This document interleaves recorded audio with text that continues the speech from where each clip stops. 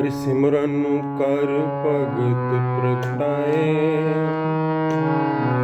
हरि सिमरन लग बेद पाए।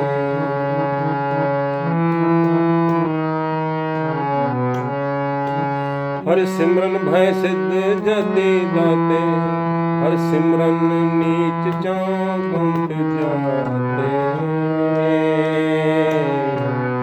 नीच चाकुंठ जाते।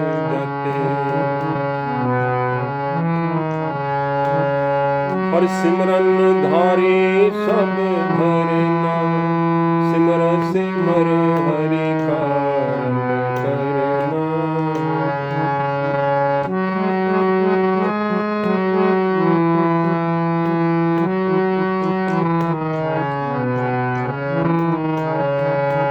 हरि सिमरन कियो सगल आकारा, हरि सिमरन में आप निरंकारा।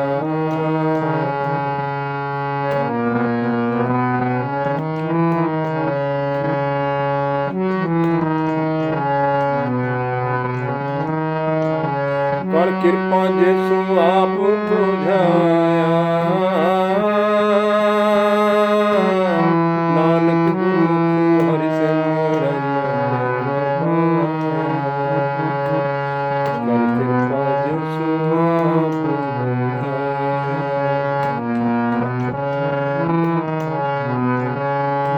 नानक गुरमुख हरि सिमरन तिन पाया, नानक गुरमुख हरि सिमरन तिन पाया।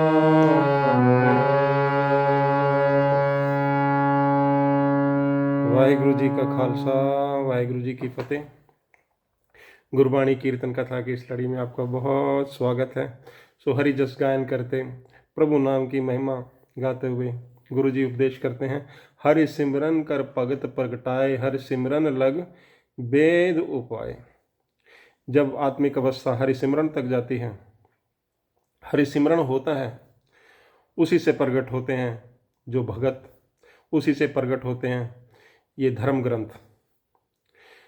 परंतु जब सोच ये हो जाती है कि क्षण भंगुर संसार वही परम सत्य है, ये जो चंचल माया है वही हमेशा रहने वाली स्थिर चीज़ है, अगर ऐसी सोच होती है फिर तो साधारण जीव प्रकट होते हैं। जैसे कि हम सब साधारण जीव हैं जिनको ऐसे लगता है कि ये दुनिया हमेशा ऐसे ही रहने वाली है, ये क्षणभंगुर संसार क्षणभंगुर नहीं बल्कि सदैव रहने वाला है, और परमात्मा नाम की कोई चीज़ पता नहीं है पता नहीं है।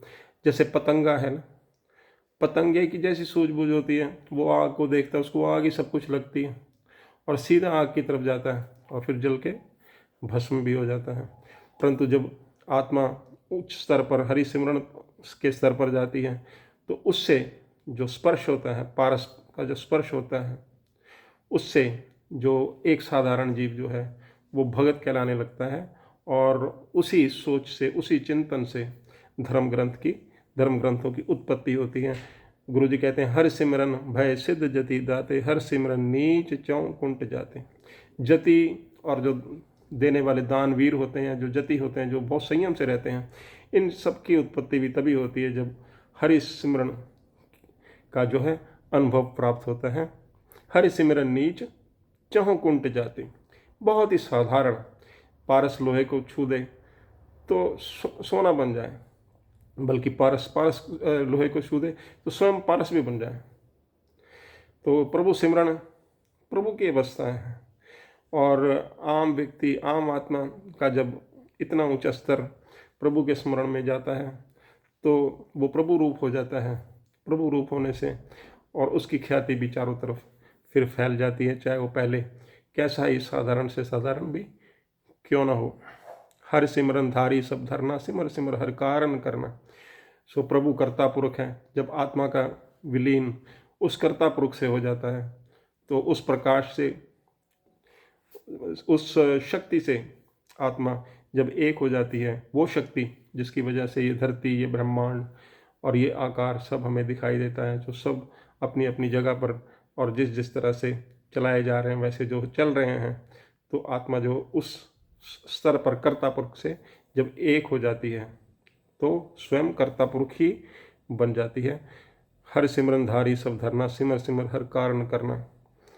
और उस प्रभु का स्मरण हमें बार बार करना चाहिए जो प्रभु कारणों का भी कारण है। हर सिमरन कियो सगल आकारा, हर सिमरन में आप निरंकारा।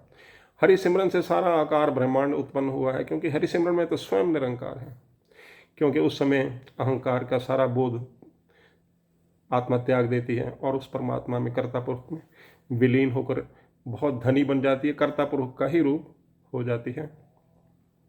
गुरु जी उपदेश करते हैं, कर कृपा जिस आप बुझाया, नानक गुरुमुख हरि सिमरन तिन पाया। सो हमारा बोध, हमारी सोचने की शक्तियाँ बहुत सीमित होती हैं, परंतु जब प्रभु की कृपा होती है, प्रभु का रहम, प्रभु हम पर दया करते हैं। क्योंकि इस आत्मा ने बहुत कष्ट झेले होते हैं, अनेक योनियों से होकर मनुष्य योनि में आत्मा आती है।